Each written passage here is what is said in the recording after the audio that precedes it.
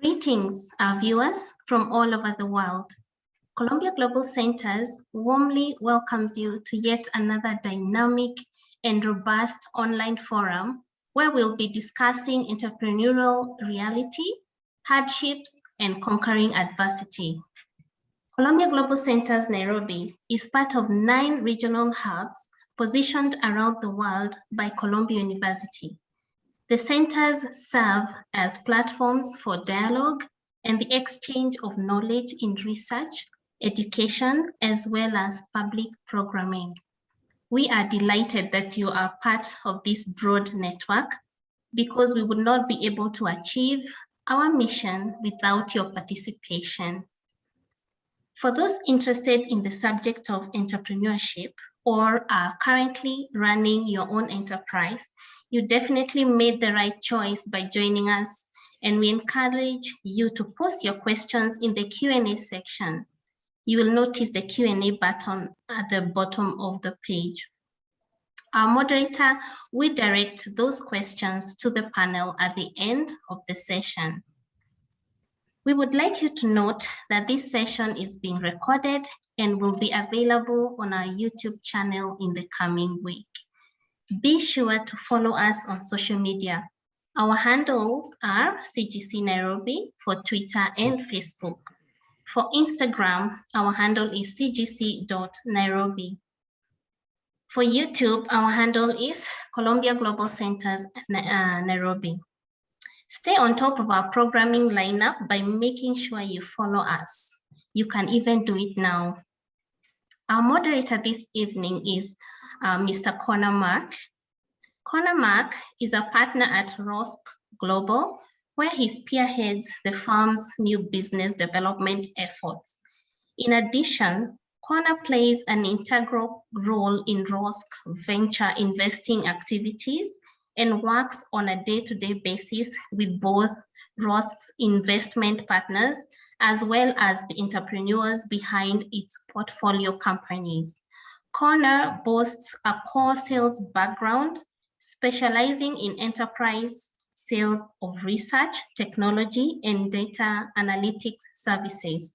Most recently, Connor oversaw a multi-million-dollar book of business for S&P Global Market Intelligence, where he managed top-flight clients, including GE, Broadcom, Atlassian, Slack, Zendesk, Box, Datadog, Bain, EY, and KPMG.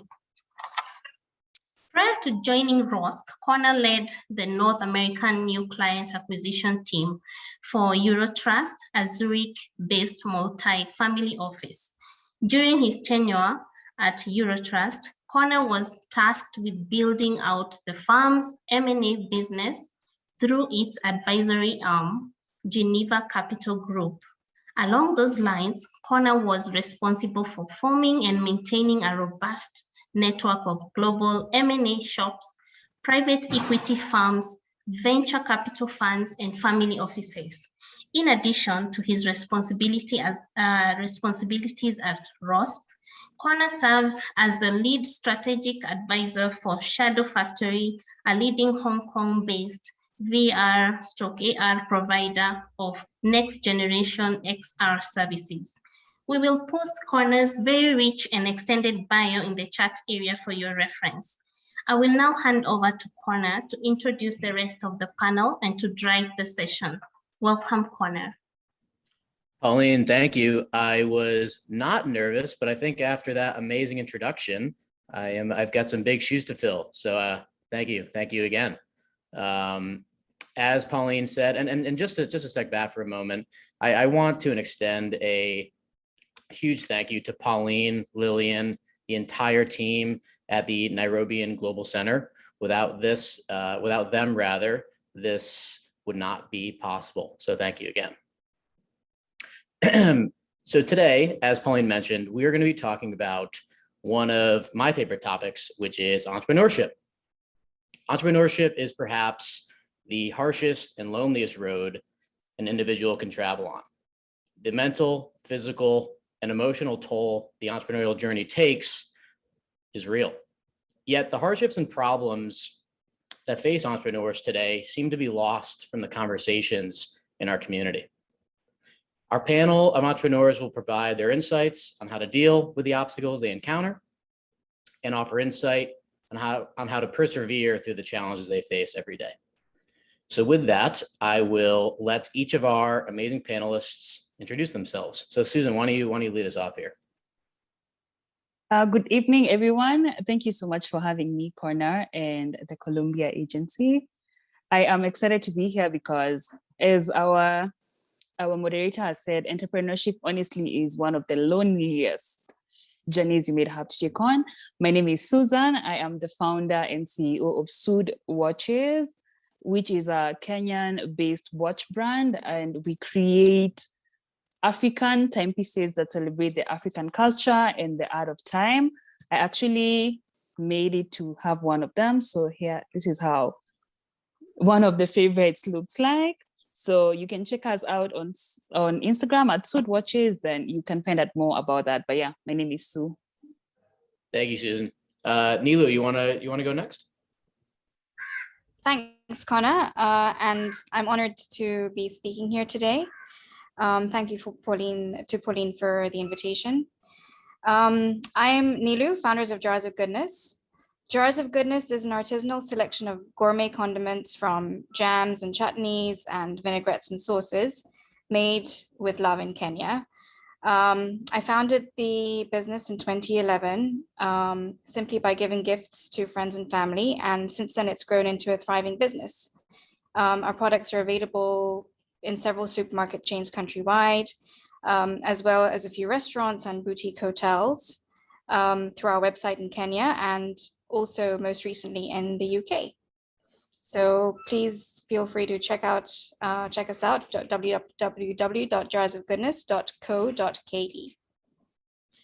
Yeah, I believe there's some kind of jalapeno mango jam reality going on the website. So I will definitely be visiting that one.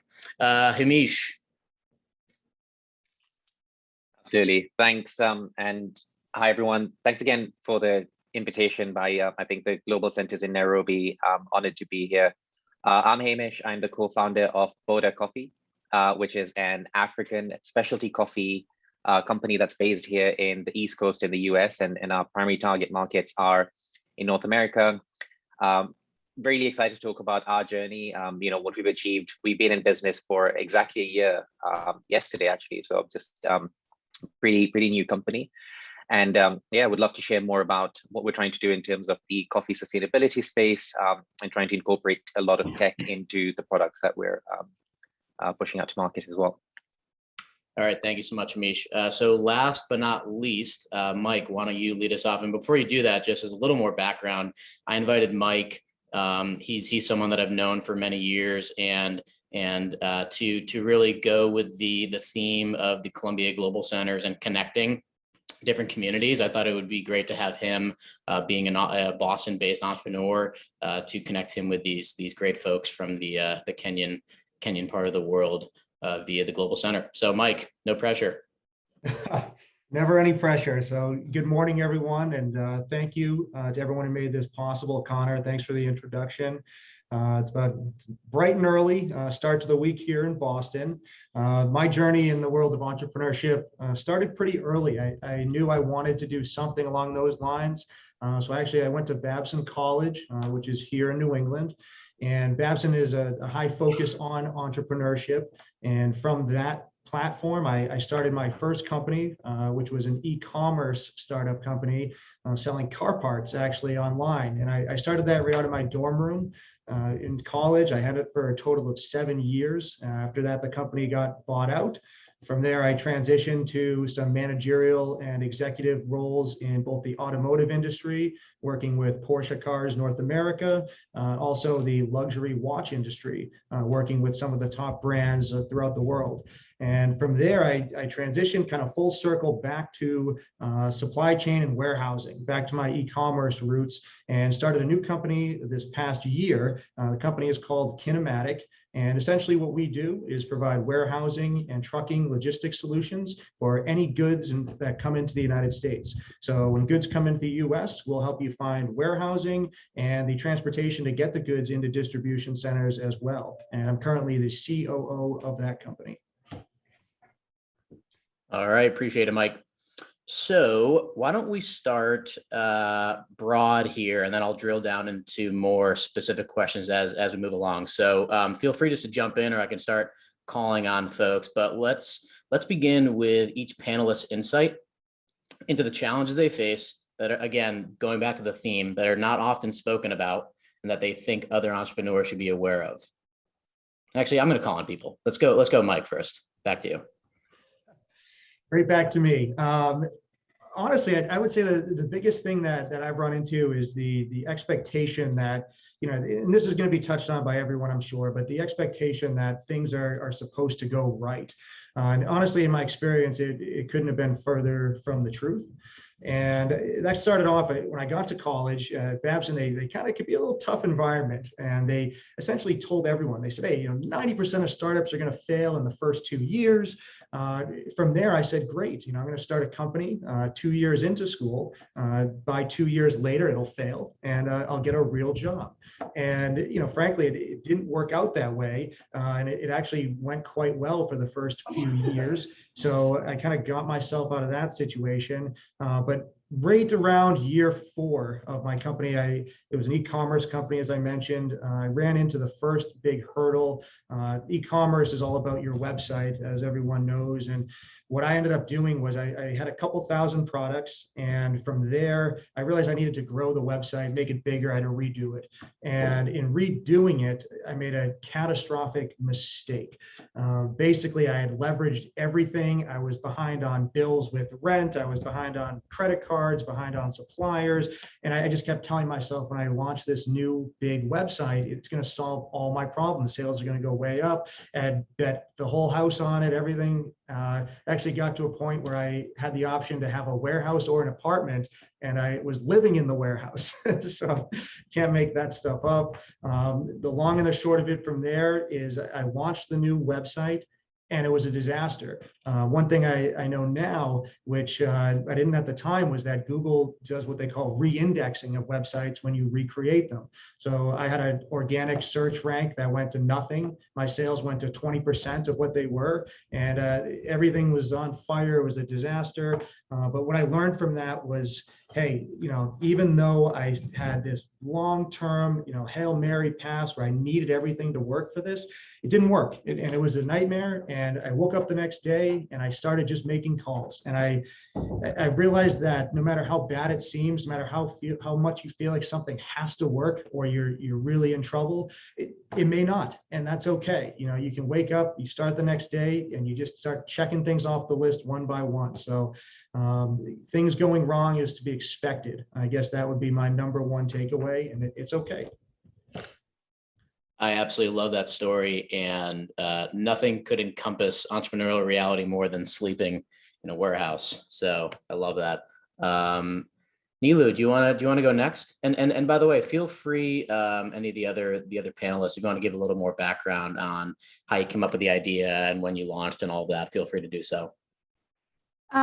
Thanks, Connor. I'm just gonna touch on time and time management, because as an entrepreneur, you own every aspect of your business, and that obviously includes your time, which is why it's really important to prioritize your time, learning how to allocate time to each task, and also learning how to and what to delegate to your staff.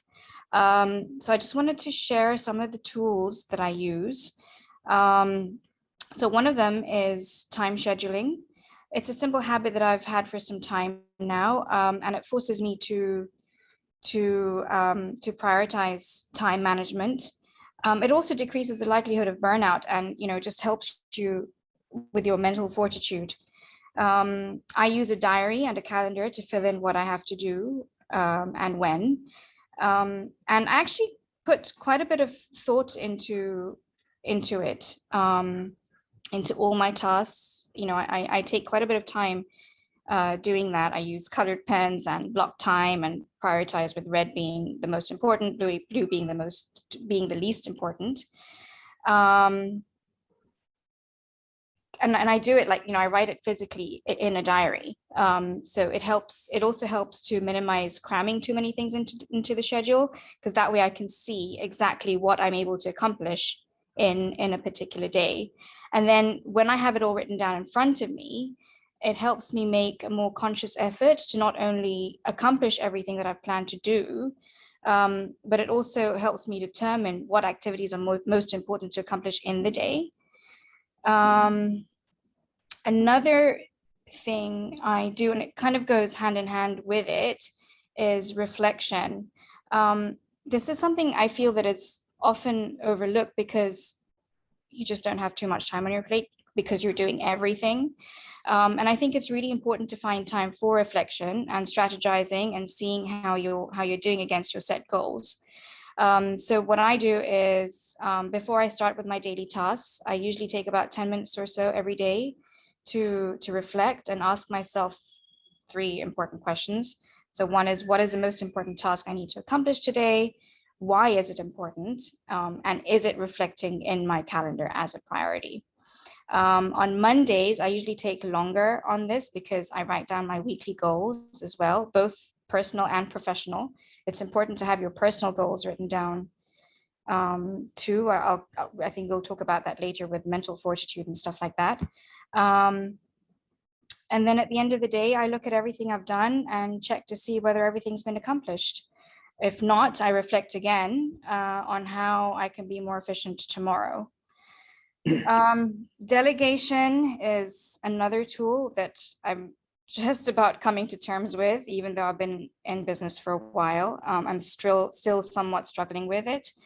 It's something that's quite hard to do as an entrepreneur because, it's your baby. You want full autonomy and control over all aspects of your business. But as the business expands, obviously your time demands grow as a result, and it gets harder and harder to do things yourself. So one thing I keep reminding myself is that time equals money. So I shouldn't be wasting time doing things that someone else can do for me better. And instead delegate and utilize that time to actually think about accomplishing my business goals and strategizing for growth. So a simple exercise that I did was, and something that you can all do as well, is maybe over the course of the week or two, write down every task that you do that doesn't directly contribute to the growth of your business. So things like sending invoices, chasing payments, preparing presentations, basic admin work. Then look at ways to automate or delegate those tasks. For me, like invoicing and chasing payments is really boring. So that's something I'm really happy for someone else to do for me. Something else you can look at is something that you're not an expert at, like maybe accounting or marketing, handling social media. You don't necessarily have to employ someone full-time to do the work because there are plenty of freelancers out there. I have found a freelancer to handle my digital marketing and communications, and she reports to me once a week and hands over a quarterly report to show growth, and I'm happy with that. So yeah, those are the few things that I do with my time management.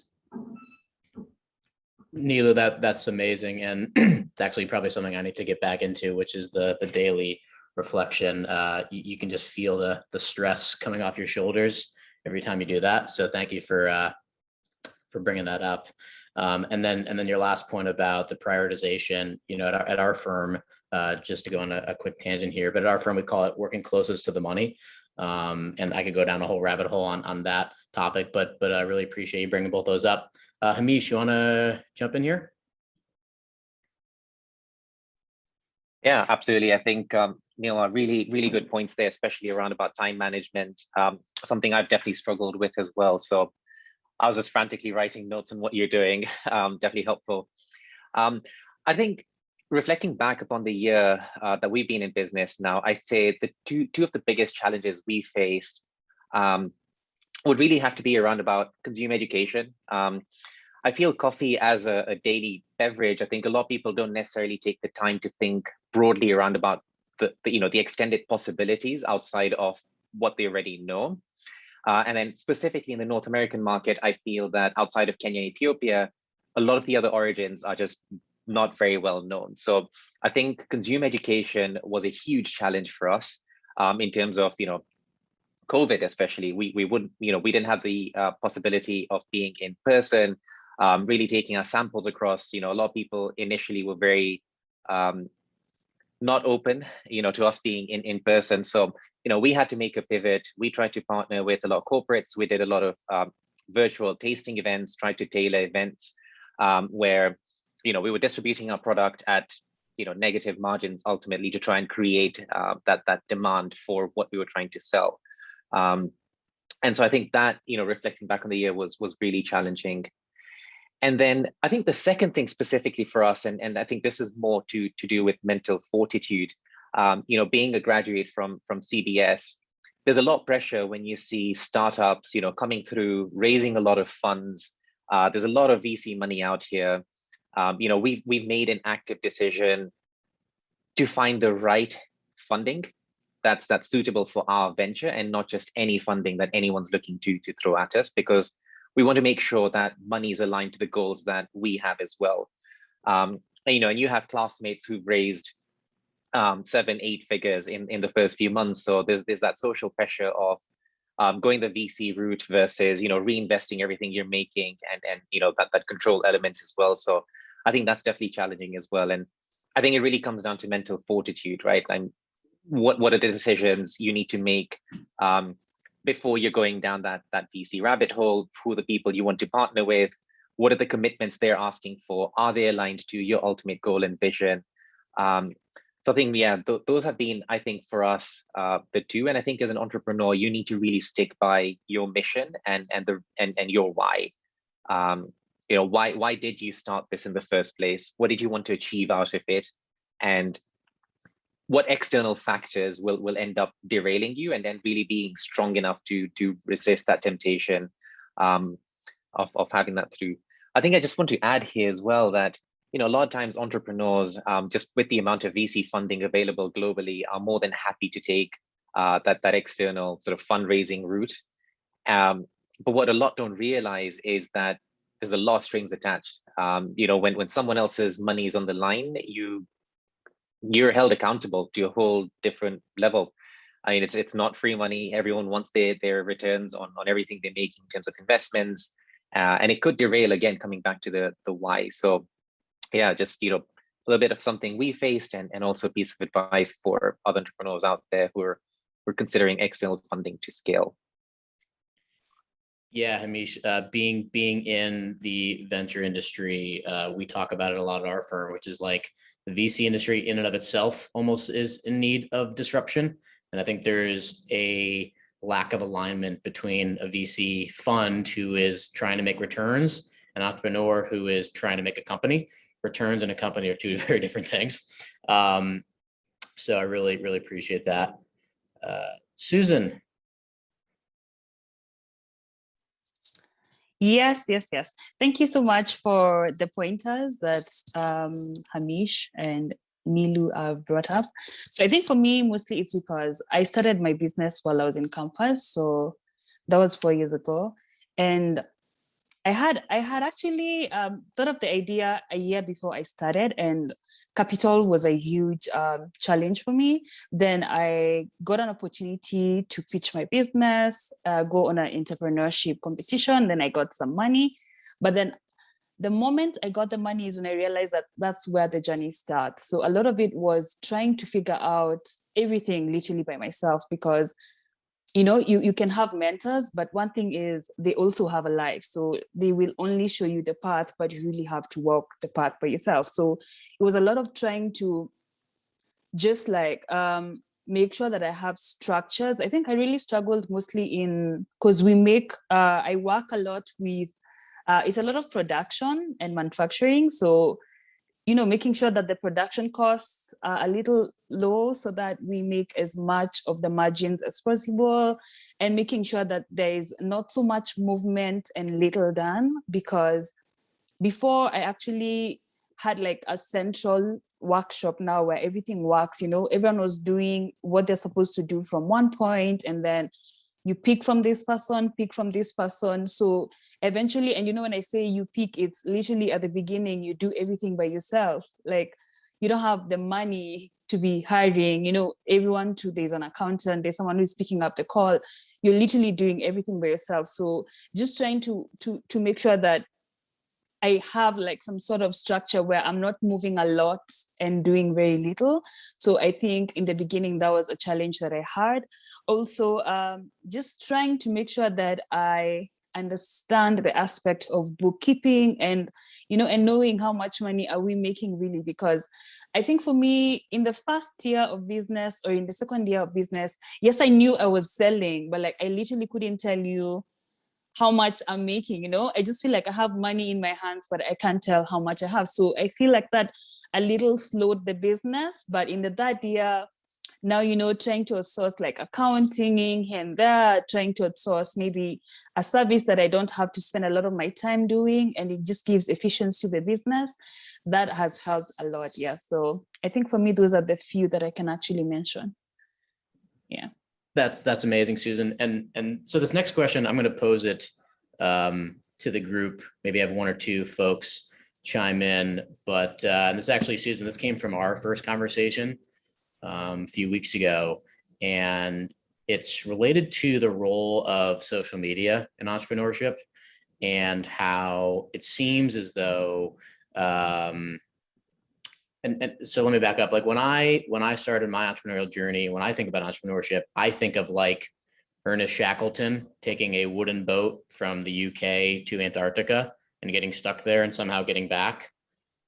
Yet today, if you think of entrepreneurship, I feel like many of the younger folks coming up view it as sitting in a pool on a nice island with a laptop, but it's just not the reality. So I would love to hear at least one or two of you, your viewpoints on the role of social media and how perhaps the negative effects on how social media allows everyone to look like they're having this amazing fun time. And why do you think people want to be perceived as having a fun time when they're entrepreneurs? What do you think? Just jump on in. I think I can actually go fast. And social media generally, whether it's entrepreneurship or it's about life, is just painted as everyone has everything figured out. So I think it's because a lot of the businesses that are actually online, and even us as being human beings, you just want to be seen for the best, from the best version of yourself. Very few people actually share the aspect of, I'm actually going through this, it's tough and stuff like that.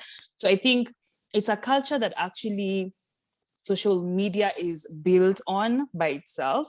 So when you go on there easily, you just find yourself trying to look like you have it all figured out, to the point that I was actually talking about that just last week on my page, because I create content around, and I was telling people, it's not about having 1 million followers. It's literally about you being able to sell to even the 200 followers that you have, because now it's getting to a point where people actually are just painting a face, yet in the background, the business is actually not doing well. So it's the hard work that people do not want to do, like social media has actually positively impacted this space, because you can sell online, you mustn't have a physical store, you get to interact with people across the world. But like, if you don't have, that's not a strategy by itself, like Instagram, Facebook, or WhatsApp is not a strategy by itself. Unless you have a strategy that actually supports your presence there, then you don't have a strategy. Just you being there doesn't mean that you're gonna sell. So I think it's people not doing the work of making the tools, because it's a tool, work for you. And also something else that I would mention is people also not realizing that that's not your platform. You know what I mean? Like, you need to actually use it as a tool as you build your own platform, be it a website, be it, I don't know, now a shop, a physical store, where, you know, if today there was no Instagram or there was no Facebook, you know, people can actually still get to me. It could be like a mailing list or something. I think we really have gotten comfortable, we as a young generation, and we want to make everything glamorous, and we forget that then if you paint entrepreneurship from that angle, it's easily like having an like ice on top of water, where if you step on it, then you're gonna sink because you don't have a foundation that actually supports what you're trying to paint. Yeah. Yeah, I agree, Susan. And it's interesting because, you know, I think, Connor, when you raised this, a smile just lit up, because it's a conversation I had literally yesterday with a couple of other friends. You know, we were discussing, I think the big news in the US this week is the whole Theranos scandal, right? And Elizabeth Holmes and the sort of perception she tried to create from a product that didn't really exist, and sort of the extravagance that allowed her to continue to, you know, scale whatever it is that she's trying to do. I think that when we think as entrepreneurs in social media, I think we're also very naive about the fact that it could be both positive and negative.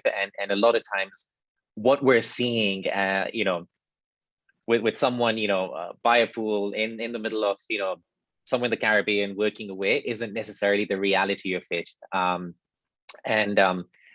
It's interesting because, again, there's an article or a tweet, I guess, I shouldn't say article when it comes to anything SpaceX related and Tesla related, but you know, there's a lot going on around about how a lot of, you know, founders, millionaires, billionaires, etc., are not on social media for the same reason, right? Like they just want to avoid knowing that there's actually a lot more work that goes on behind the scenes, and you know, spending time seeing, you know, into the lives of someone else isn't necessarily going to benefit them, or to Nilu's point earlier, it's a waste of their time. So I think just drawing that distinction as well, and being, again, just steadfast on what you're trying to achieve, and not get swayed by what's happening around a space or a platform. Yeah, quite interesting that you brought that up. Yeah, that's I hadn't thought about it in the way you just put it, but for me, you know, if you think about, we had mentioned this before, Hamish, but if you think about how the venture capital industry was founded as it relates to entrepreneurship, and if anyone wants to read the book, they should definitely get it. It's A Vision of Venture Capital by Peter Brook. Actually happened to be from Boston, and he viewed venture capital and actually created the first venture capital firm to build communities. And so if you are viewing it as a tool to build prosperity for your community, that's a fairly heavy weight on one shoulder. And perhaps you would be doing less tweeting and less social media and more building of that foundation. If you're viewing if you fail, if that somehow adversely affects your community, I think that's something we should probably get back to more. So anyways, that's my 2 cents. I know I'm not on the panel here, but I love this stuff, so I can't help it. All right. I think that makes sense too. Yeah, that was to throw one more thing in the fire there, Connor, if I can. I think the thing that stuck with me that Hamish just said there was the fact that, you know, like we talk about these people who are super successful, a billionaire or someone who's a public figure. The question is, you know, what do you gain from looking at social media all the time? And sometimes there's an answer to that question. A lot of times it's not necessarily something that's going to benefit you. And I think I don't really find fault with people, you know, putting their best foot forward on social media. You know, I look at it much like, you know, whether you're at a job interview or a first date or something of that nature. It's not a flaw. Of course, you want to put your best face out there and show people all the good things about you. You're not going to highlight what's negative. But I think on the flip side of that, you have this burden of, you know, kind of the consumer, if you will, the person looking at the social media to do your own homework. You know, what are you seeing? You're seeing a carefully curated vision of that. You know, have I worked at a pool with my laptop before? I absolutely have. I have photos of it, but I have those photos because it represents one day of my entire year, and that's why I recorded it, because it was cool. No, that's a great point. That's a great point. It's a moment in time. So we have touched on this a few times already, but mental fortitude. think it's crucial to success of any entrepreneur. As we've just spoken about, it's not this reality in which you're sitting in a pool and laying on the beach, maybe working a few minutes here or there. So how do you all deal with the mental strain that comes with entrepreneurial life? Feel free to jump in. This one I think is another one that I'll jump in first, if that's okay with everyone. I sort of touched on this in my initial story, and to circle back, the way I deal with it is honestly, I don't try to overcome it nonstop, and if that makes sense. And the way I look at it is I just like to make a little progress at a time here and there. Connor, to your story about being on and some type of expedition to the Arctic. The idea is not to look at it and say, how am I going to get to the end today? The idea is to say, I want to take one step, followed by another step, followed by another step. And I honestly, a lot of the times when I feel the most overwhelmed, I try not to even look up. I try to just make sure that I'm checking things off those lists, like we talked about earlier.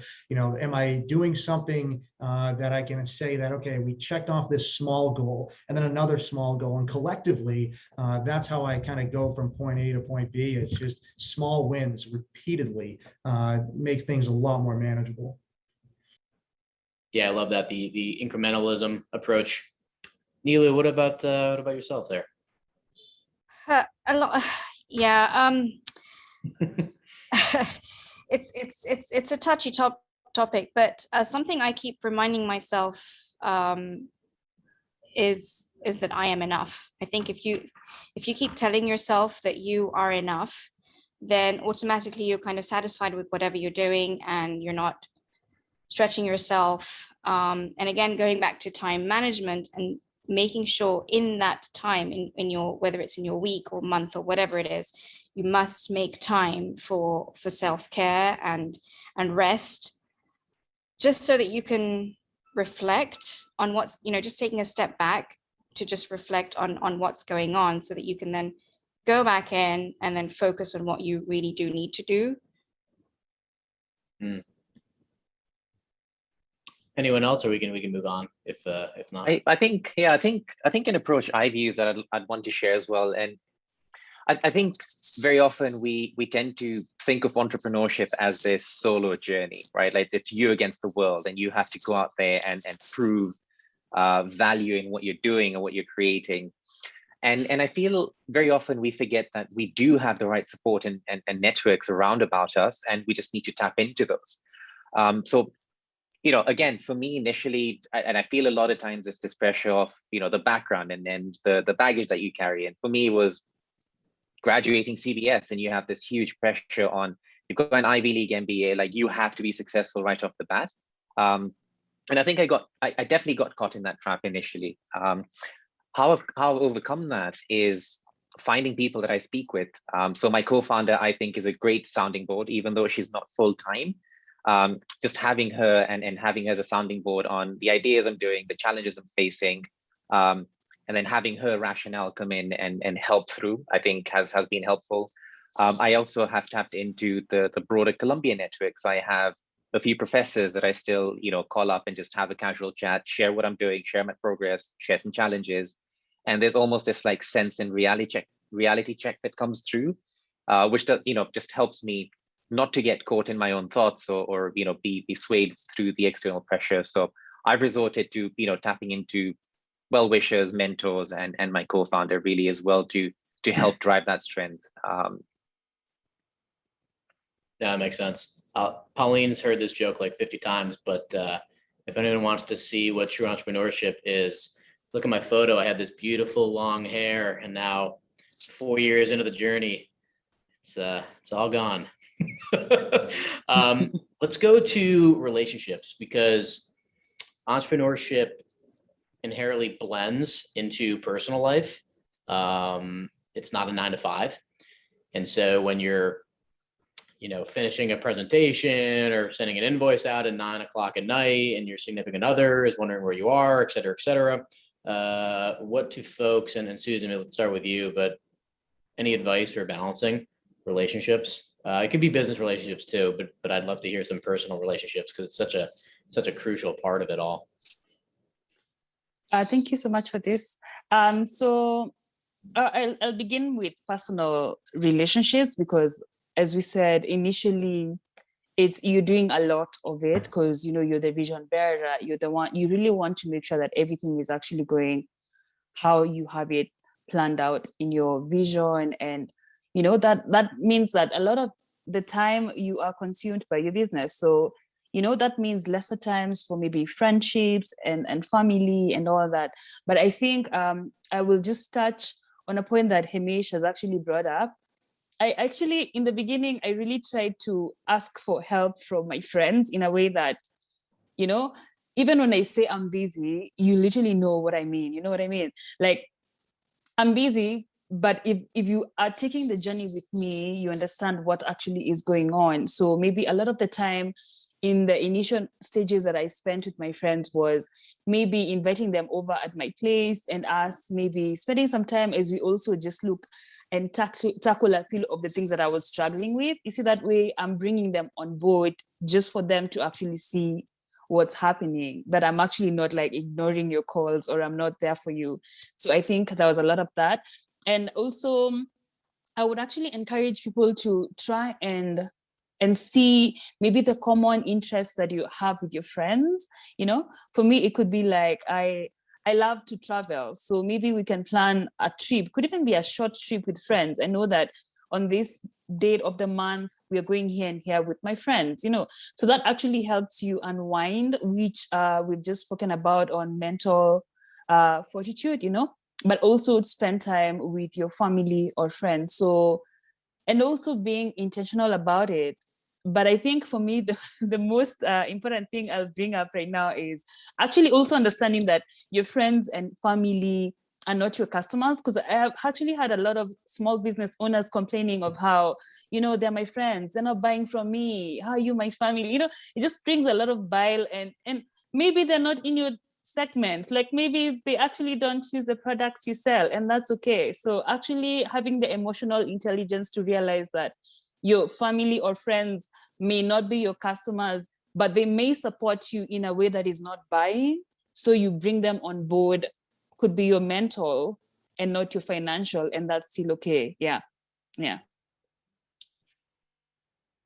I just want to add on to that. So I am a mom of an 11-year-old, and the whole reason I actually started doing something on my own was so that I could be at home for her while she was growing up. But now that she's obviously older and at school and stuff, I still have time in the day. Make sure I have time in the day for when she's back home from school. That is my time with her. So that, it's just learning to block that time for your friends and family. And yeah, I mean, she is obviously her and my husband are my number one priority. So they come first and then it's my business. That's really how I look at it.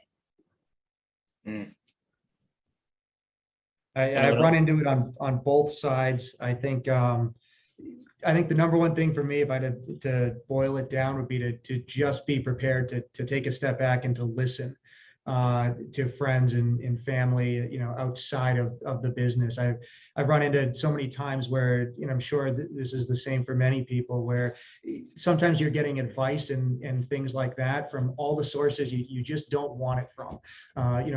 Good natured, well-meaning friends and family telling you, how you should do things better. Here's how to solve all your problems. And they may not know what they're talking about. They may, but sometimes you just have to appreciate what they're trying to do for you.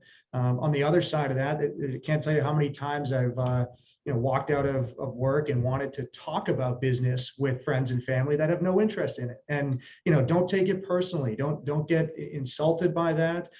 You just have to understand that not everyone thinks that way all the time. And thankfully with people like Connor in the Boston area, we do have a good network of people where we leave the office and then we talk about the office. But it's not something that you need to do 24/7. You're allowed to be a person too. Yeah, and that's such a good point. Oh, Hamish, please go ahead. Yeah, no, I was actually going to say as well, Susan, I think I really resonated with what you mentioned around about, your friends and family potentially not being customers. I'd actually flip that around and say that if your friends and family are customers, that discount needs a cap. I mean, at the end of the day, you're running a business, you're trying to strive for profitability, and discounting every single product that you've had or giving away as many free samples on a monthly basis is not sustainable. So also being able to, I think, articulate that boundary and setting those expectations right with your inner network or your inner circle, I think is very important, especially when you're starting up and you're running very thin margins. You're still trying to figure out the best way to make your ops more efficient, etc. Just creating that boundary. Especially, I found that hugely challenging. Right, everyone wants to try the coffee, and you're like, people like,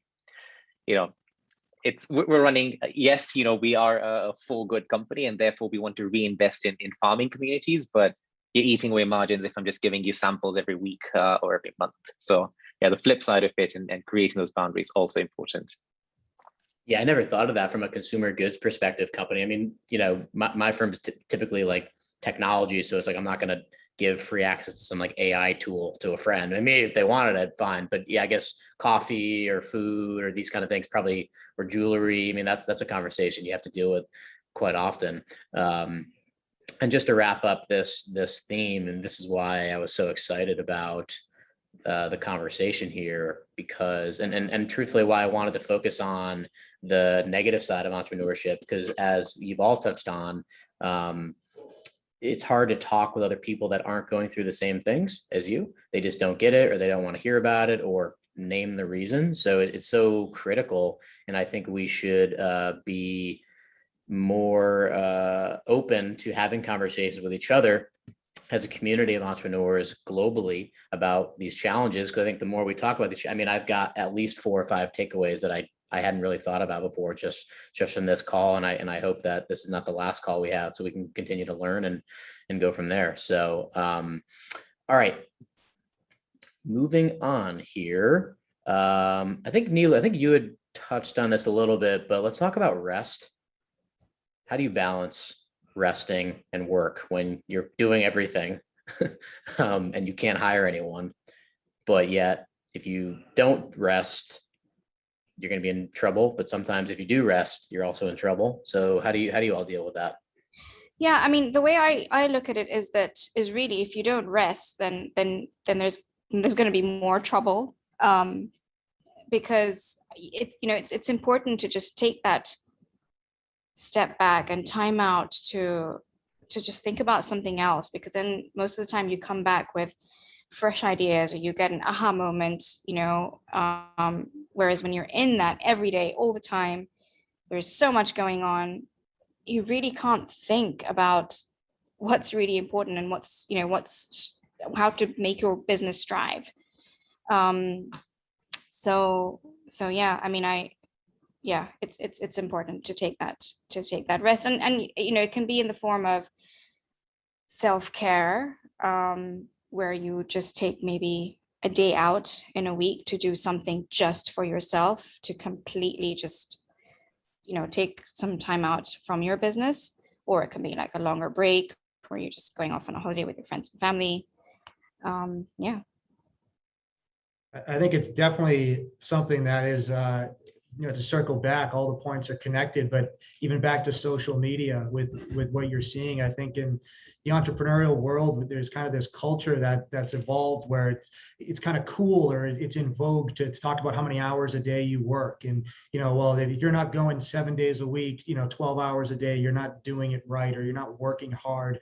It's simply not true. There's the law of diminishing returns. It's like getting ready to run a marathon. The way to do it is to not run for 50 miles a day for 5 months. It's just not going to work. It's not something that you have to do. And like you said there, it's only going to lead to more trouble and less success in the long run. And just to add on to that, this might sound a bit shallow, but you've done this for yourself. So, I mean, you've done this for yourself. Obviously, it's for yourself. You're not working for someone. So how can you not spend, or why do you feel like you don't deserve to have a break? Because if you were working in an office, in a business, then you would be entitled to leave days, right? So I mean, you've got to look at it this way as well. You have to take that time off. Hamish, I got a question for you along this line. So do you prefer more smaller breaks as an entrepreneur, or is it like, hey, I'm taking the entire month of August off, or something that I haven't thought of? Those are how I think about it. I tend to do the smaller more often. But Yeah, no, I'm with you on that. Sorry, I couldn't help but smile because I can't even think of taking more than 2 days off, without having to think or work on, the next thing or the next solution we're trying to build out. And I think more recently what I did is I'm doing a lot of, I'm on the road a lot the past few weeks, especially as we're trying to obviously, share the gospel of our great coffee from Africa, right? And I drove down 14 hours from Boston right down to the end of Virginia. And that gave me more than enough time to put my phone away, listen to music, some podcasts, can't take phone calls necessarily, but also think and use voice notes on new ideas that I'm generating or ways in which I think, I'm looking at solutions. So that helps. And I think the 14-hour window was the one time I would say was, my break. So mini breaks is the way to go in short. And within that, I think being on the road, I'm taking advantage of that now to get that time for myself and just reset. Yeah, I love that. I not so much anymore, but pre-COVID, I would always try to do no work on a flight. Because it was like, if I got a 6-hour break going to the West Coast from Boston, it's like, just take it. There's always something else to do. So I love that idea. Susan, anything to add here? I think maybe what I can add is I think every week I take a day off, and that's without the weekend. The weekend is Sunday, let's say, because on Saturday I work half day. So I really try to make sure that on that day there is nothing from the previous day that I need to work on. And even though I don't have a plan, I don't have nowhere to go, I intentionally just stay in my house, maybe catch up on a movie, like literally just now be human, as Mike was saying, that it's okay to also be human, because you're really trying to have all this income going, but like you really need to be able to be there to actually even enjoy the results of your work. And also like what Nilu said on resting, because literally if you burn out, you're doing this for yourself. If you burn out, yes, for yourself, but for the world, because you impact lives and all that, maybe through job creation and stuff, but like you are at the top of the tree. So if you die, then the tree just comes down crumbling, or if you just like burn out and all that. So, and I know when a small business owner is beginning in in the initial stages, you really just want to get to everyone. You know what I mean? You want to sell to everyone. You want to make sure that you're doing everything that you can to be everywhere, and you don't want to lose out maybe on an opportunity or something. But like also realize that you can only do that for a while, and it may look like you're doing something, but sometimes it's a lot of, and I think I mentioned that when I was talking about the challenges I had initially, it's you just want to move. You might be moving a lot and doing less, not realizing that maybe you would have moved a little less and done more if you maybe involved this person, or if you did maybe the work from home and all that. So just try and prioritize your time and plan better, and then you will just see that an hour or a day, a week will actually do you a lot of good. Yeah. That is a great way to finish this conversation off there, Susan. So I'm going to send it over to Lillian. Looks like we've got some comments and some questions already brewing in the chat there. Unless anyone has anything else to add, I'll send it over to Lillian. We'll open up for some questions. So it looks like you can go in the Q&A box, or you can go directly into the chat. Either way works, and I'll just read them off. Yes. Okay. So let me start here with Radha, and I'm just going to read this verbatim. Curious how easy government regulatory framework has been in Kenya. We get great marks on international benchmarks, but the reality I hear is far from this. So I think this is about Kenya specifically from a regulatory perspective. Anyone want to answer that one? I could probably take a stab at it, and obviously would love for whoever asked this question, I'd rather, I think, feel free to also share a specific perspective if you're trying to look into an industry or share your own experiences as well. I think specifically for coffee, it's kind of been in our benefit. I think there's a lot of new regulation that started to come through where the old way of trading coffee within Kenya and who can be involved within each leg of the supply chain or the value chain is changing. So I think there's a lot of positive reinforcement for us that we're seeing. But I think more broadly, as I'm thinking of what we've had to go through as Boda Coffee, I think it's been fairly straightforward, mainly because of the volumes we're currently dealing with. So I don't think we've reached that scale where, direct government regulation is affecting our business. On the flip side, in the coffee industry, I know there's this sort of deregulation going on or talks about it, and a lot of bills being passed through in Parliament now to give farmers more access to the export market effectively. So that's definitely in our favor. How it plays out, time will tell, because it is literally being debated, I think, as of last week. So we've got Wanja. I'm going to allow, do you want to type in the chat, or I'm going to allow you to talk, and feel free to ask your question here.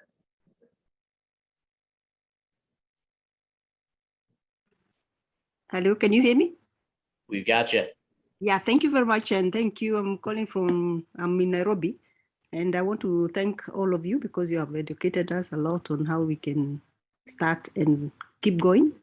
My question is to Dave, Hamish. Thank you. I would like to hear a little bit about your Boda Coffee and how you're actually making it, happen, especially to benefit the communities, and whether you're sourcing your coffee only from Africa, or are you also approaching the South America? The question then, you had stated something about consumer awareness. I didn't understand. I thought everybody knows coffee and what they want, how they want to consume it. So what else do you need to educate us about? Thank you very much. Have a good day. Thanks. Yeah, absolutely. No, I think great questions. So to answer, and I think I'll provide a bit of background on this. So I have worked in the East African coffee industry more specifically before I started my MBA at Columbia. And therefore, I think I have that market knowledge, which I wanted to bring out specifically in North America. We have had a lot of growers from Central and South America, so Honduras and Guatemala more specifically, approach us. A lot of smallholder farmers there as well. And really our model is to try and export directly the coffee that's grown by smallholder farmers. And we're doing the roasting and distribution. And then we're reallocating a percentage of profits into rural healthcare programs and education programs. So for example, up until date, while it didn't work out with a coffee community, we're working out in Eastern Congo, so around about the Goma Lake Kivu region. We'd made a commitment to send a certain amount of our profits back to educating a certain number of girls. And so even though we didn't end up getting their coffee because we had a few issues on quality control, etc., we reinvested and we sent 13 girls back to school as part of our promise. So we want to reinvest in communities and ultimately take away from, I guess, the financial burdens that farmers currently are facing. A lot of farmers that we spoke with, both during Boda and prior, their biggest fears were sending their kids through to school and also having enough liquid assets, so to speak, in the event of an unexpected medical condition. And so we want to try and reinvest specifically on those two areas so that they can continue to focus on what they know best. And really, those are the experts, right? How to grow the best coffee, how to increase yields, and therefore how to increase overall earnings is what we're aiming for here. And then more specifically, when it came to consumer awareness, and I think this is understated, coffee, I think, and maybe I'm biased towards coffee from Africa being Kenyan, whatever, right? I'll take it. But coffee in Africa, I think, is very, very rich in a lot of different flavor profiles.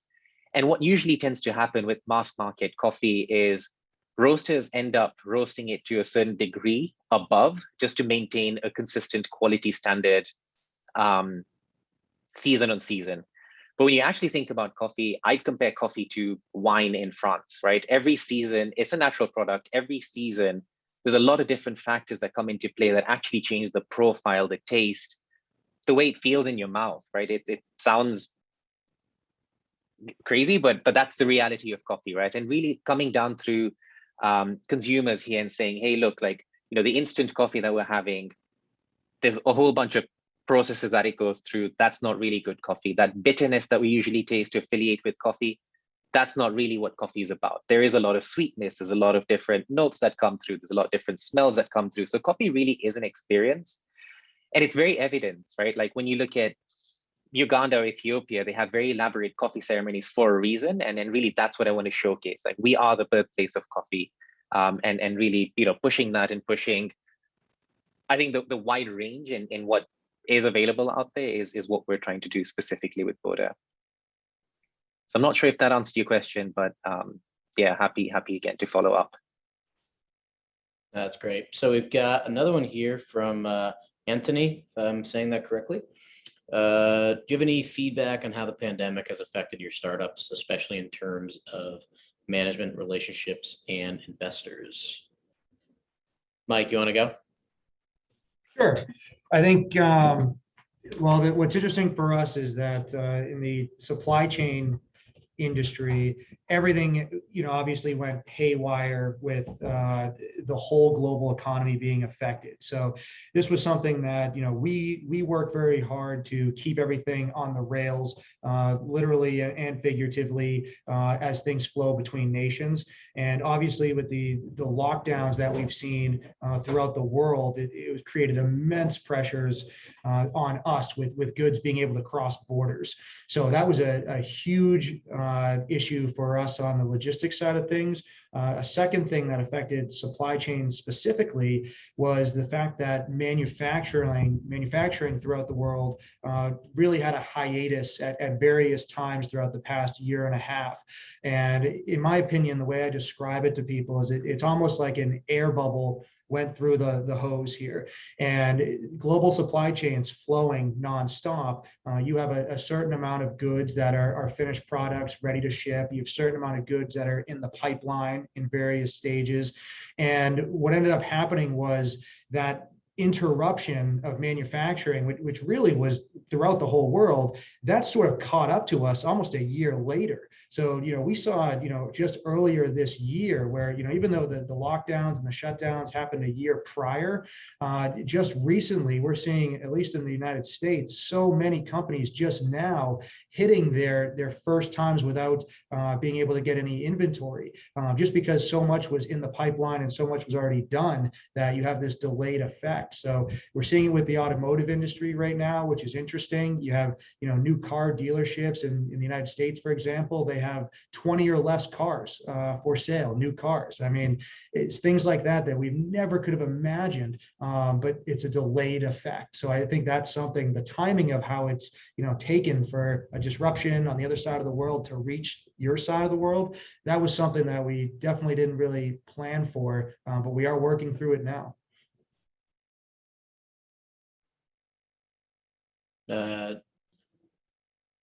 Nilu, do you want to answer it as well? Looks like Anthony was. Yeah. So when the pandemic hit last year, funnily enough, because a lot of people were at home. So funnily enough, for me, my sales were at their all-time high because people were cooking and experimenting with cooking at home, which was great. But then this year, everything just went the opposite direction. So it's obviously there's an economic downfall. Many people have lost their jobs since. I've also noticed that supermarket footfall has dropped in Kenya considerably. Yeah, that's how it's affected me. So we've got two more questions here from anonymous attendee. I would like to ask about the role of support structures in Kenya. How do you perceive the role of incubators, accelerators, mentoring programs, etc.? And what is the key contribution or needed changes according to you as entrepreneurs? I love that one. Susan, Hamish. Either one of you want to take that one? I could take a stab at it. And I don't want to speak out of turn here. I don't have direct experience working through with incubators, etc. in Kenya. I'll market, I guess, Colombia and the global centers more broadly. I am currently working with the global center in Tunis and with an incubation program there that we're trying to bring to Kenya. And we've seen a lot of positive growth and results from entrepreneurs in North Africa from that in specific. So I think with that background, choosing the right incubation program, I think, is what will end up driving your success. And therefore being a bit more selective about what programs you enroll in, understanding what sort of mentors are available, how structured is that programming, and how does it directly benefit your business venture or idea, I think would be just baseline, I think, selection criteria for you as an entrepreneur. I feel very often entrepreneurs feel like they're not at the liberty to choose, but I'd actually go on and say that you have every right to choose which incubator, which mentorship program, etc. you want to be a part of.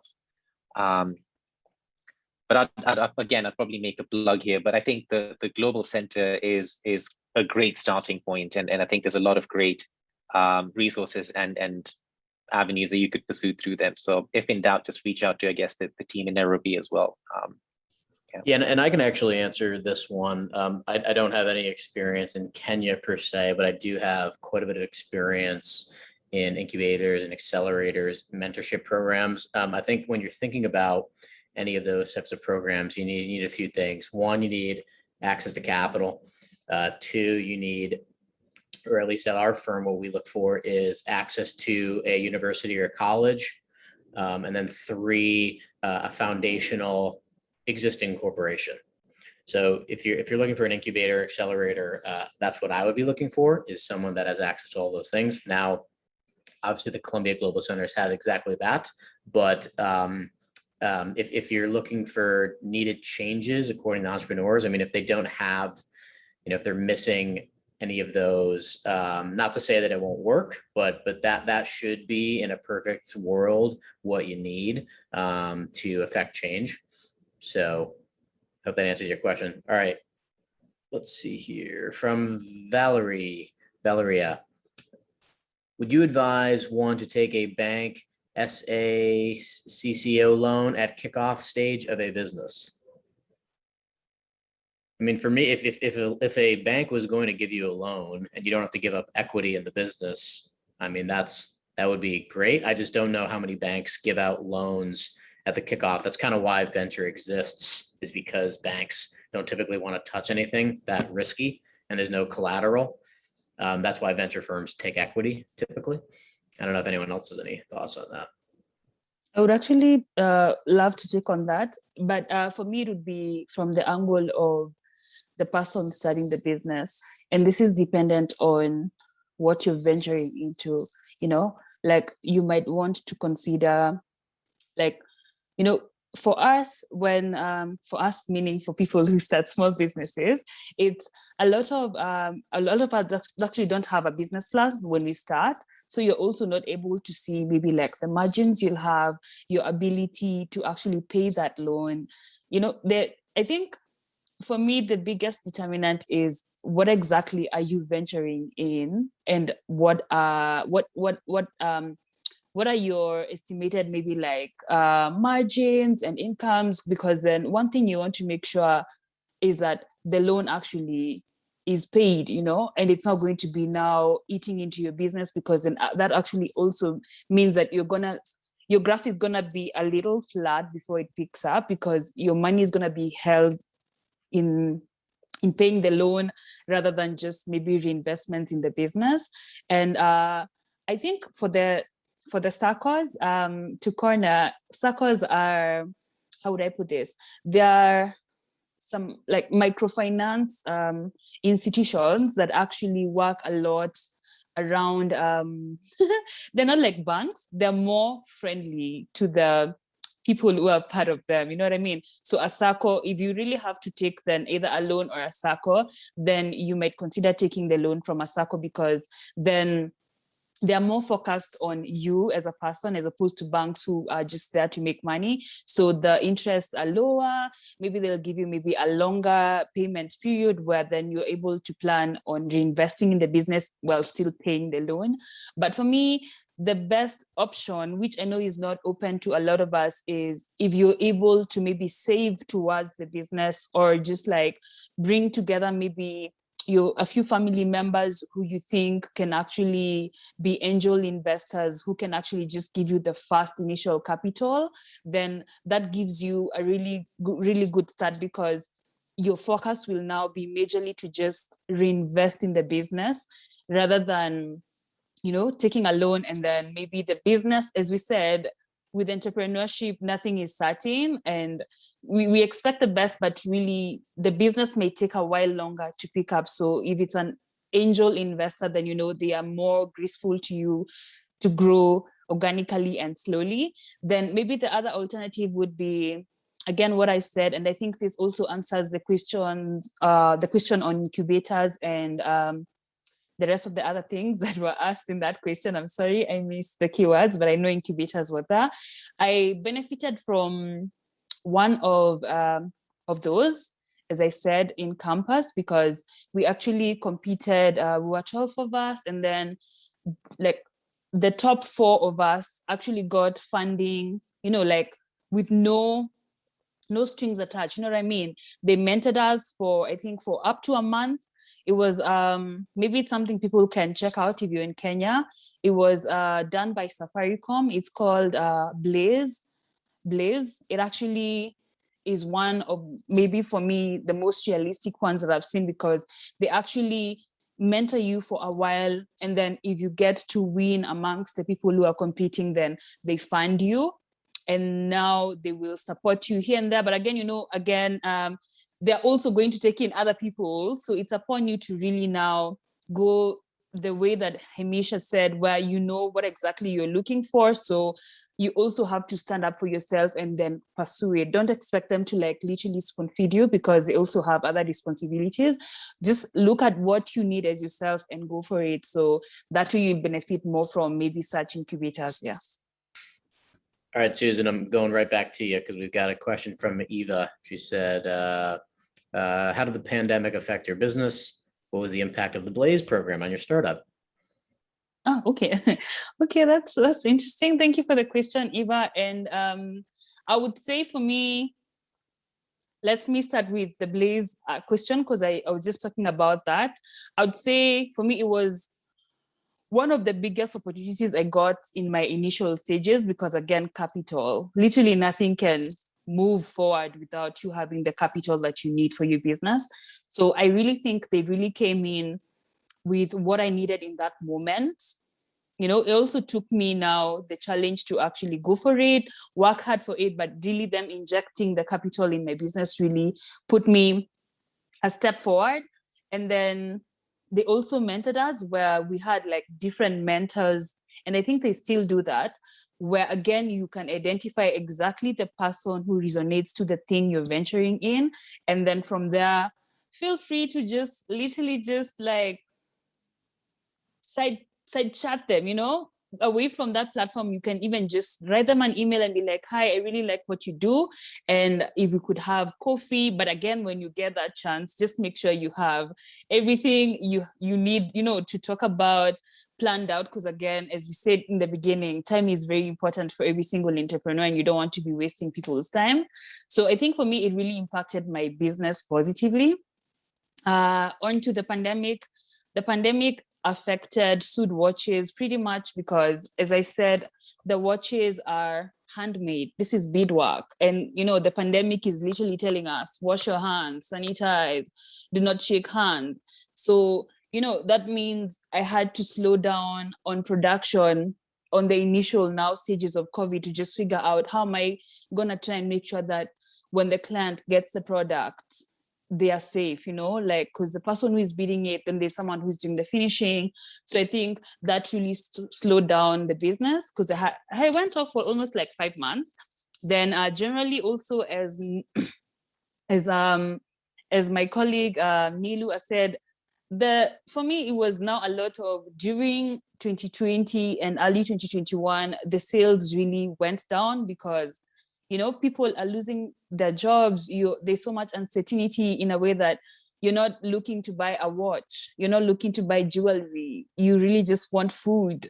You want to save. You want to be sure that you're going to survive. So I think the sales went a little down, but I think also how the business adapts to that really, really also matters. Because for us now, we really had to step up in seeing how can we come up with marketing strategies that still prompt people to buy people gifts, seeing as birthdays are constant, whether there's a pandemic or not. How are we going to make sure that you pick us to be the brand you buy a gift from? Also, how can we maybe have more video content? I'm talking now in the aspect of marketing, because you realize stuff like Instagram, Facebook, videos were doing better during that time. How can we involve our clients in the video form to make sure that we still remain relevant? Can we hold lives, and just trying to actually put yourself out there to make sure that even though the client's money is limited, you're amongst the people that they actually choose to purchase from. So I think it was a good challenge. And I keep saying this again, it's one of those things that if your business really stands the test of this pandemic, then just know that you're on to something, because then that means your foundation is really strong enough to weather through such challenges. So it's a good challenge to take on. I choose to just take it positively. That was amazing, Susan. I think we've got one more here. Oh, geez. I think here it is. Okay. From Yiru, and I apologize if I'm pronouncing your name incorrectly, but how do you market a small product or design a product? I'm not sure if it means design or to market, but how do you market a small product? Anyone want to take that? I can jump in a little, going back to the e-commerce days for me. And I think the first step in effectively marketing a small product, I think the elephant in the room, if it's a small product, is the fact that you probably aren't looking to have a massive ad spend budget. So kind of looking at the question from that angle there. And with that being said, you have to get creative. But I think above that, I think the first step is to really dial in and figure out who you're targeting and who your target audience is. You really have to come to know who the consumer is, because when you have limited resources and a startup and its early stages, you have to be very specific. You can't market to the entire world. You can't market to an entire country. What you need to do is really figure out who does this product benefit, who's going to be interested in this, and then you can kind of go down very specific channels, whether like we talked about earlier with social media, or my approach again is always web-based. So what I would recommend doing is trying to find communities that represent your clientele. So specifically, maybe there's online forums or chats of things of that nature, where you can find some of these people, get your product out there. Maybe you send it to a couple people who have influence, let them try it out, show it to them. I don't know what the specific product is we're talking about, so that would cater the answer a little bit. But I guess my number one piece of advice there would be very specific in who you're looking for, and that honestly cuts down a lot of the work I've found. Thanks, Mike. So we got another one here from Wanja. What is unique to the watch other than the beadwork? Assuming that's for you, Susan. So for me, sorry, you can hear me? So for me, let me just maybe give a little background on how all this started, and maybe they can see how this came to be. So back in campus, I love the African fashion, African culture, and I really believe it's one of those things that is timeless. Unless we let it die, then it's gonna be timeless. So I love the African fashion, and I also love watches. I love watches much. And growing up, my grandmother really gifted me watches. So back now, when I was in campus in 2015, I had to attend an African event, and I tried to actually now customize my personal watch, you know, with the African aspect to it. I put a strap that was beaded, but the watch wasn't sewed. It was now just one of the watches that I owned from earlier on. And from there now, one person saw it and they're like, this is very cool, because I feel like I can wear a bracelet and a watch at the same time. You get what I mean? I don't have to wear, maybe I want to wear a bracelet, then I also want to wear my watch because I love watches. So you putting it together then makes it a very statemental piece. And for me, that's the basis of how the product became. And then now later on is when we realized that we actually work with women from a group of women from Kajiado County. And, you know, the beadwork is literally what they know how to do since they were born. So us being able to also impact their lives as we celebrate the African culture and push it globally, then, you know, it's like 1 + 1 is equals to 10 or a million, you know what I mean? So for me, it's just a lot of it is impact, a solution to your style, a timepiece that actually just gives you a statement, a good souvenir, a good gift. So yeah, that's all that is important about the watch. I hope I've answered your question. If I haven't, feel free to DM us. We will convince you more to get one of those. Yeah. I think that is the final question. So I'll turn it over to Pauline or Lillian to conclude here. But just wanted to thank for me personally, Susan, Mike, Kamish, Nilu. This has been incredible. Thank you for the Columbia Global Centers for setting this up. And certainly thank you to all of our attendees and the great questions. So appreciate it.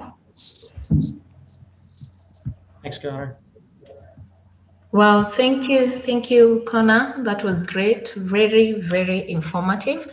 I would like to appreciate our panelists and organizing team members. Thank you for making this webinar a great success. We hope you enjoyed the presentation. I enjoyed it myself very much. So we welcome your feedback and comments through our communication channels. That is at CGC Nairobi, both for Facebook and Twitter, and cgc.nairobi for Instagram. Sandra, you can post our Instagram, Facebook, Twitter, and LinkedIn links for our members and our audience to follow. Again, I would like to thank a very important group of people that is our audience. I would like to thank you so much for participating. We sincerely value your support and participation, and we hope to see you in our next session of the series, as well as other webinars in the pipeline. And I believe we'll be posting our links to our social media accounts on our chat. Please look out for them. I would like to bring to your attention a very important opportunity for entrepreneurs in case you'd want to scale your company to another level. Columbia Business School is launching a new program this year, which is called the EC Africa program. It's there in full, it's entrepreneurship and competitiveness in Africa. So the EC program equips entrepreneurs from mid-sized African companies with the skills, tools, and network to professionalize and grow your business in this today's global environment, which is very dynamic and changing very fast.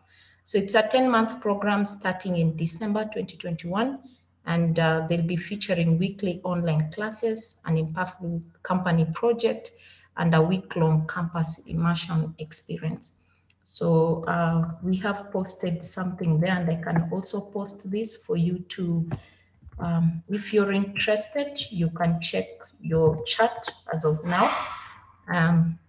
So watch the video. This is one of the webinars we had a month ago, and it was very, very informative. So you can watch the video as well as also apply and register. In case you have any question, we have given you an email there that you can register to. And with that, I'd really like to appreciate all of us for attending this webinar. We really, really value your participation and commitment to the center. I want to wish you peaceful evening, restful, a splendid day for those who are starting their day, and those who are ending. Wish you all the best. We look forward to seeing you in our next webinars, which is in a week's time. Thank you so much, and bye.